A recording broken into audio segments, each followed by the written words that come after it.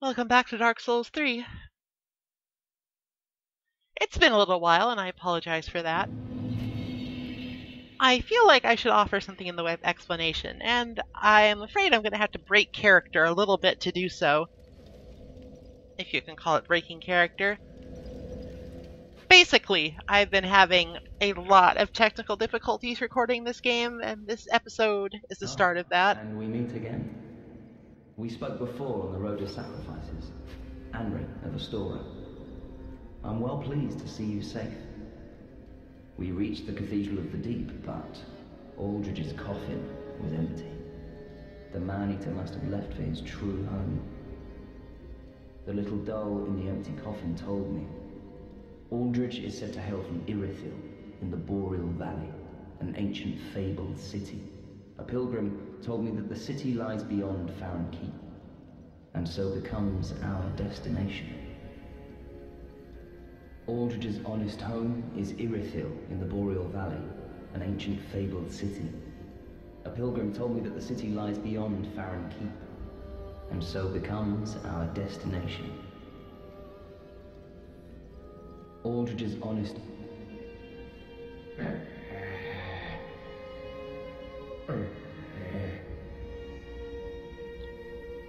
Well, he's as talkative as ever. At any rate, Anri has given us a clear direction to go in search of Aldrich and just in general progression. Leave no stone unturned and all that. Aha, thou returned, and a fine day it is. So, happened upon any twisted souls? Well, it just so happens that we have. I spend a bit of time here deliberating over what I want to get, and I make some questionable decisions, I think, in the end, but I do want to show off some stuff that you otherwise might not see.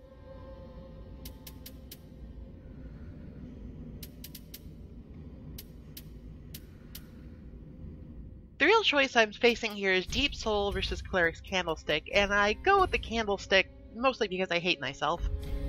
Now, do not be away overlong. It's a really cool sounding and looking weapon in theory. It just does no damage whatsoever because scaling in this game is weird.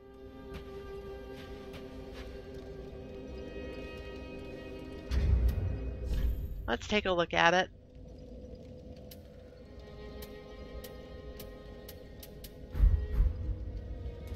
Or not.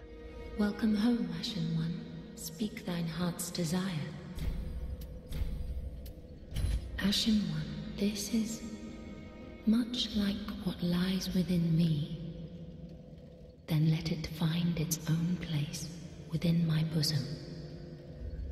She will understand. We are both fire keepers after all. Forgive me, sister. May the flames guide thy way. Very well. Then touch the darkness within me. The Firekeeper soul is what we found last time at the top of the Firelink Shrine. Evidently, it has the ability to heal the Dark Sigil, which we have become afflicted with. Farewell, Ashen One. May the flames guide thee.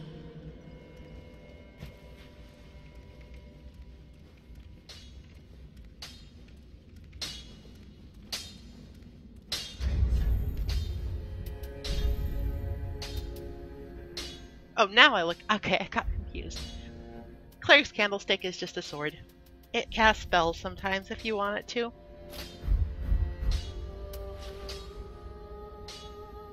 It's kind of neat looking since it's got the whole candelabra hilt going on. Unfortunately, it just is never too useful. Well, this is alarming.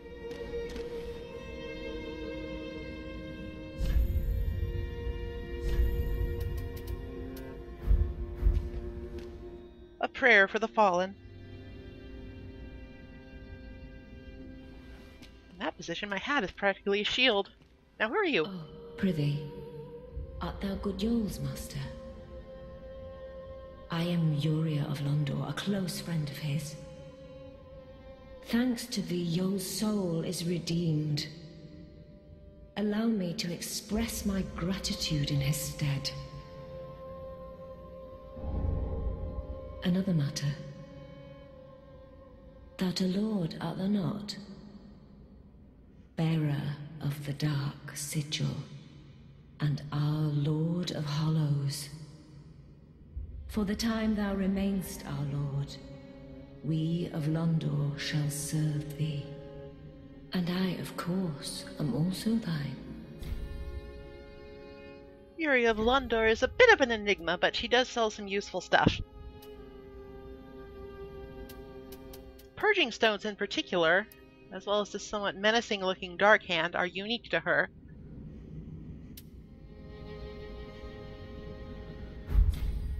Oh, good Hollow. I'm afraid I must say, Orbeck of Vinheim is a cause of much consternation. He proclaimeth himself Lord of Hollows. If left alone, he may one day imperil thy rule. Fall to this matter yearly, else we are unravelled. Decisiveness is the mark of a true monarch.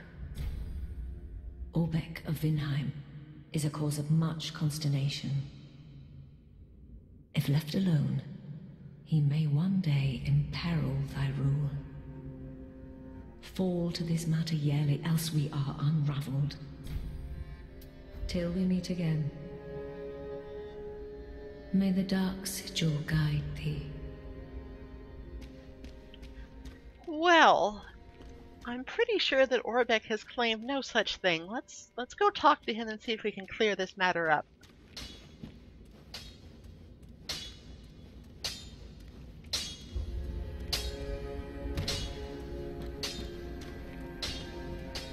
Back again, I see. I suppose this means you're after sorceries. It is folly to claim lives recklessly, friend. Do not be tempted. No matter the victim's stature, every killing has a consequence. Even as I bloodied my hands, I never realized this simple truth. There I was, the very definition of a fool. I don't mean to seem overbearing, but have you forgotten? In exchange for my sorceries, you are to bring me knowledge in the form of scrolls detailing the secrets of sorcery. I hope you're not one to break a promise.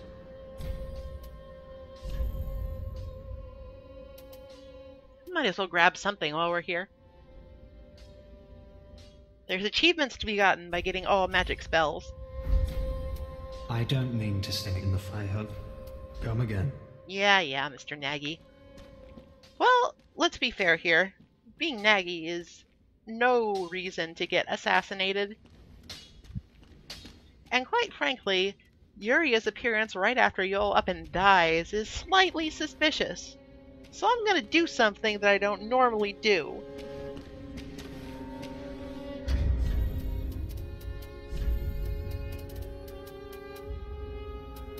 Generally speaking, I do not kill NPCs in this game. However, I have fairly good reason for doing so with this particular NPC. If all goes according to plan, which it never seems to do, I will show off the opposite of this route in another playthrough. Where are my wits? No one knows not of that folly. A hollow need not be mad. No one so weak shall ever pass. So Yuri of Londor is a pretty tough opponent. She hits hard, she can heal herself, and her katana has a special property. It can pierce through shields with a strong attack.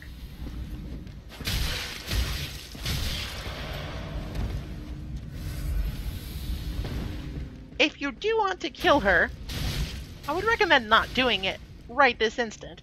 However, if you do want to kill her, one of the special things you get from it only appears if you do it now. Peasant, at least thy cadaver shall a little kindling make. so maybe a little bit in over my head, but I am bound and determined to see this through. There's a reason, I promise.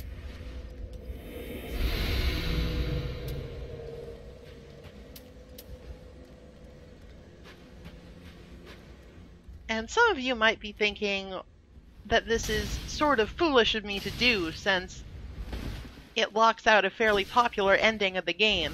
However, that's sort of the reason why I'm doing it. For the most part, I think most people actually will see that, because it's kind of cool and they're interested in it. But I think a lot of people don't actually go down this specific route, probably because they don't just randomly attack people. There are some goodies to be had by fighting Yuria. Peasant. But, Thy cadaver shall a little kindle. you know, first we have to beat her. It's fine. It's not a big deal. I do decide to stop being frugal and actually use an Ember here, simply because her Dark Drift Katana does so much damage.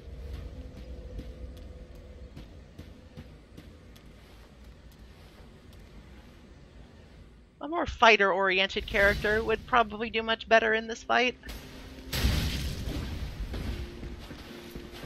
Somebody who can take more than 2 or 3 hits before folding. Like most katana users, she is susceptible to parrying, but at this point I got a little, not sure if gun-shy is the right word, but a little bit wary of doing that needlessly, because the punishment for failing is quite severe.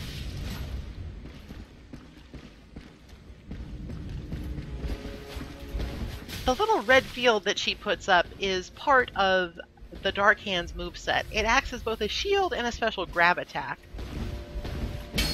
In days gone by, it used to sap humanity from targets, but now it just sort of saps some health. It's not very good in this game. Partly because it never fucking works.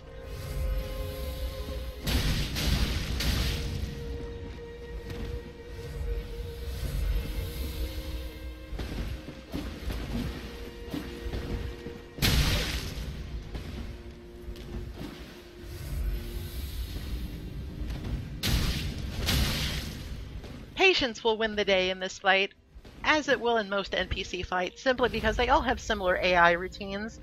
There's not much difference between beating Yuria and beating the Sword Master up above.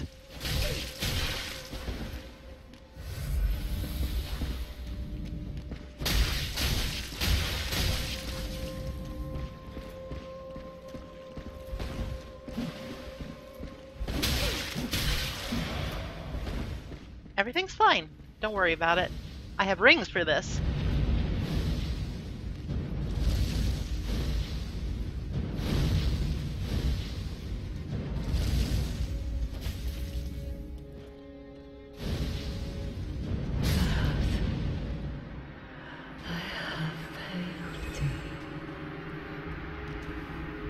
Kath is a name that some of you might know. So is the name of the Dark Drift Katana.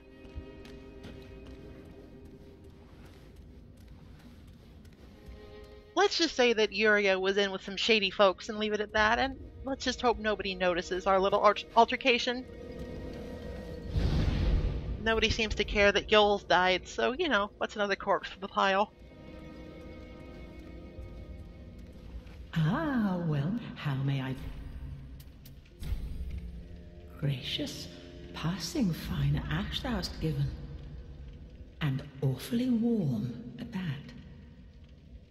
Almost as if it had lived mere moments ago. Oh, forgive an old woman's idle prate. I'm sure an ashen one such as thee would never indulge such base contrivances.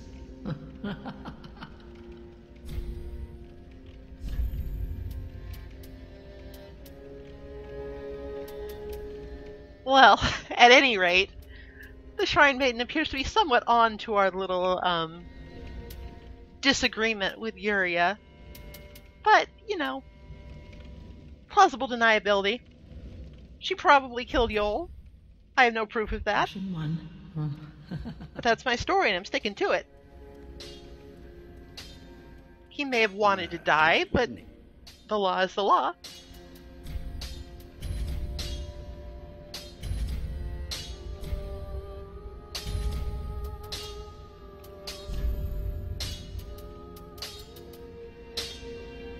And, you know, I'm pretty sure that telling us to murder Orbeck is probably in violation of some conspiracy law or other. I think that Firelink Shrine is much safer now. I should also note that the Cleric's Candlestick is unique among boss soul weapons in that it is upgraded with Titanite shards and not Titanite scales. This makes it a little bit less shitty, since it's not competing with a bunch of other fairly useful weapons that need a rare upgrade material, but it's still pretty bad.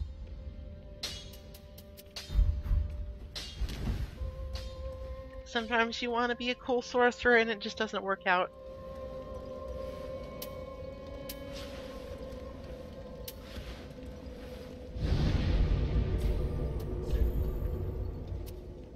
Well, enough screwing around in Firelink Shrine and killing people that probably don't need to die.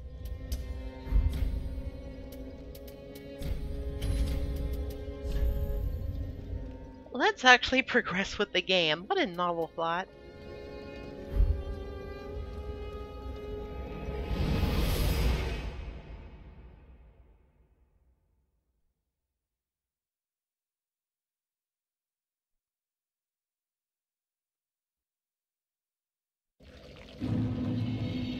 The way forward does not actually lie in the Cathedral of the Deep. It's a necessary place to visit and complete, but this is actually how to progress.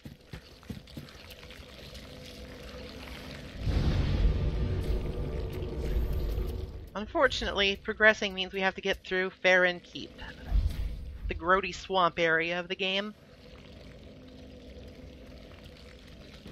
What we're wearing now has reasonable poison resistance, and I also have a secret weapon in the Caressing Tears miracle, which is basically a reusable purple moss, so even if I do get poisoned, it's not a huge deal. The Cleric's Candlestick is not good. I want it to be, but it's not. Caressing Tears is pretty handy though, at least here. Definitely a situational miracle, but it's not bad by any stretch.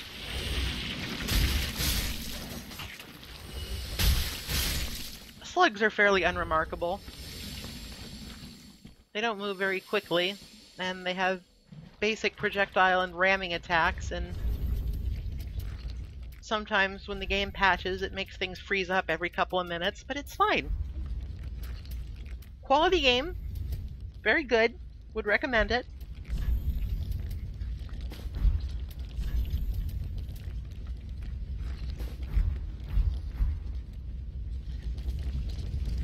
Well, we don't look particularly well off, but even with Caressing Tears, I decided against just going at it with what we were wearing and went for maximum poison resist.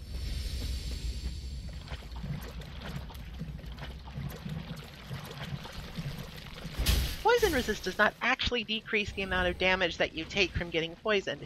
It simply lengthens the tolerance period between you starting out and you getting poisoned. This is visually represented by the poison bar that actually gets longer the more poison resist you have equipped.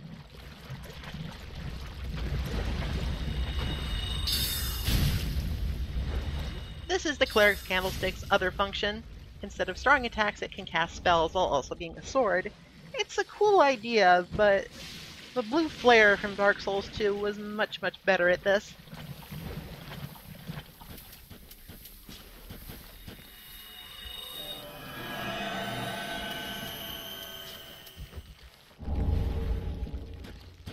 I believe that's the first time we've encountered prism stones. You can leave them as path markers, and they also serve a purpose in letting you determine whether or not a fall is lethal or not.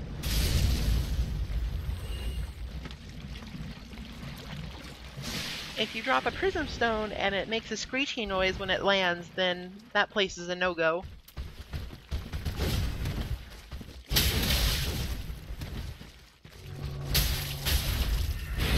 There's There's some nasty customers in Farron Keep, and I was really counting on that being a backstab.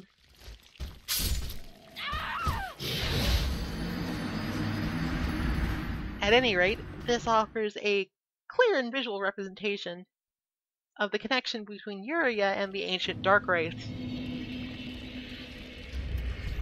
For that matter, they both serve Koth, the ancient primordial serpent, also known as Sir not appearing in this game. I guess the DLC is still a possibility, but I haven't heard anything on that front yet, which is sort of surprising. At any rate,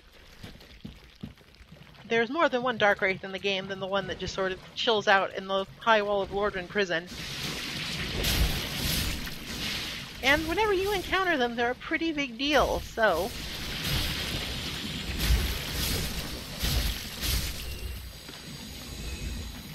it pays to proceed with caution in this area, even more so than usual.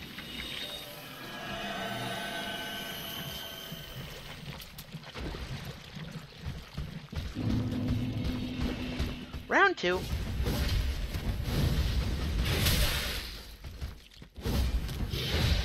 The real thing that makes Dark Wraiths dangerous is not necessarily that they do huge damage or move quickly, which they do. It's that they have tremendous poise. It's very difficult to stagger them out of attacks, which is kind of difficult to deal with when they attack so quickly. I mean, for an enemy as sturdy as they are, they attack awfully fast.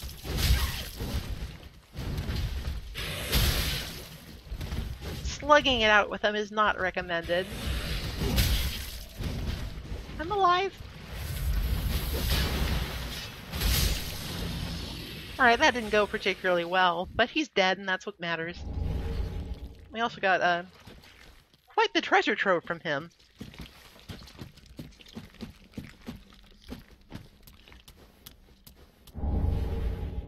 Who is guarding the Sage's Coal, which we can give to Andre to unlock some more new infusion options, some of which are quite useful.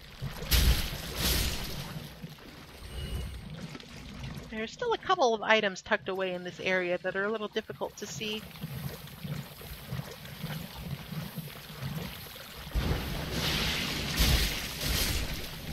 At this point, it's also probably worth going back to the bonfire.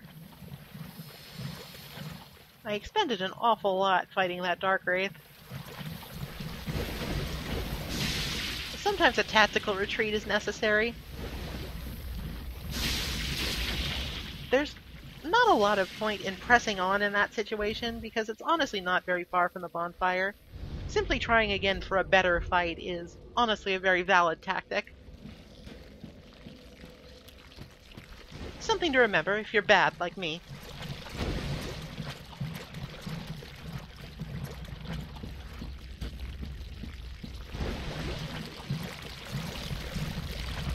At any rate, our goal in this area, as a sign near the beginning told us, is to light 3 flames. However, to do so we have to deal with some new enemies. These are the Gru, and they're nasty fuckers. All of their attacks will inflict poison. They attack quickly, and they're fairly durable. They also guard the flames we need to light. Hawkwood also told us about this.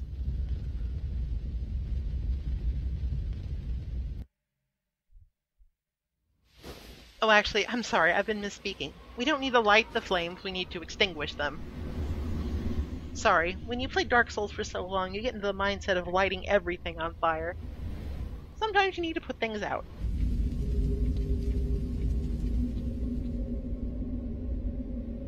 These cutscenes are actually quite useful the first time you're going through.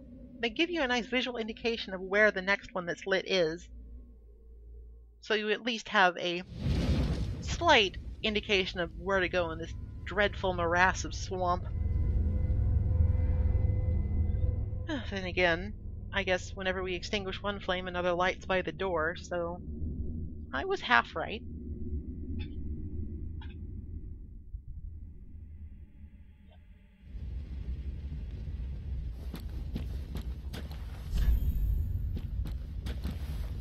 game is quite insistent that you're in the loop on this.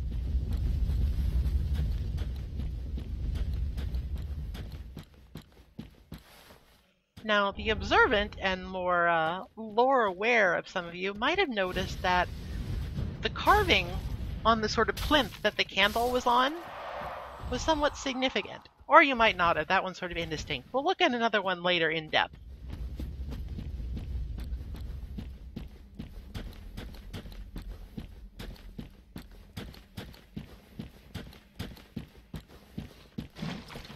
Coming up next is probably the most dangerous enemy in this area. This guy is a Gru, except he's totally unarmed, and he's a complete pain in the ass. This is his primary attack, and it's sort of awful. He also likes to spam it. The other thing he likes to spam is jumping around like a lunatic. The jump can come out almost instantly, land on your head for half of your health bar, and generally interrupt what you're trying to do to him. So, all in all, very dangerous enemy, can kill you very quickly. Offense is probably your best bet. Just try to kill him before he can kill you. His attacks aren't blockable. I mean, you might be able to block the jump if you, like, land slightly in front of you, but it's not a safe bet by any means.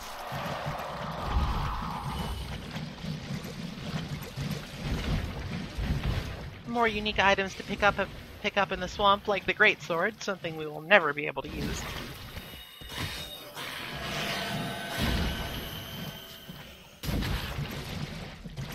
Those are the least dangerous variety of Gru. They just sort of mill around in the swamp and try to jump at you. They have no obnoxious grab attack, and they don't do very much damage, so it's not a big deal to take care of them. They mostly serve as distractions for other things like getting poisoned or other enemies that lurk in the swamp.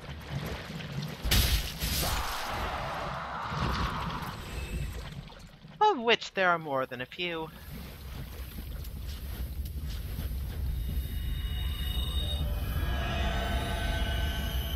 Stopping every 5 seconds to use caressing tears might not seem like a good time. And it's not. But it's better than being poisoned. It's also time to take out the dagger and use the quick step trip that I talked about earlier in the Cathedral of the Deep. It's even more important here than in the room with the giant sludge.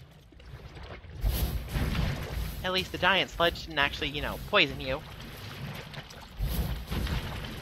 It's something that I've been sort of dreading to do, simply because I actually value my focus points quite a bit here. But it can't be helped. I'd rather go fast than have spells. A terrible choice that has been thrust upon me.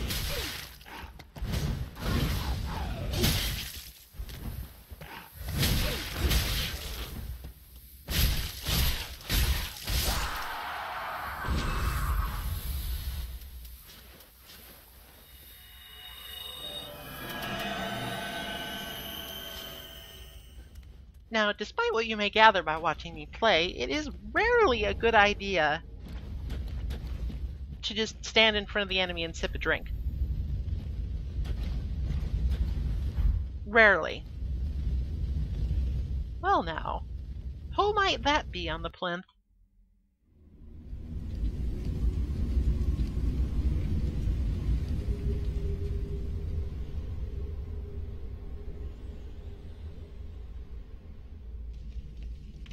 No use in being coy, I suppose. At any rate, that's Gravelord Nito from Dark Souls 1. Eminently recognizable from his propensity for skulls. The first relief we saw was of the Bed of Chaos, which was just sort of a big gnarly tree, so if that was the only thing to go by, it could be anything.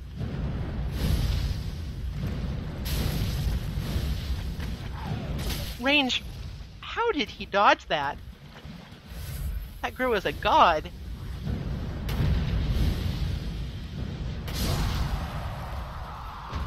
The spear-wielding Gru are probably the second most dangerous. They have this very obnoxious sort of flurry attack that has high poise and just keeps going forever. The guy behind that just sort of spews out purple gas is not a huge deal, honestly. He's not very aggressive, and everything else in this area poisons you, so who gives a shit?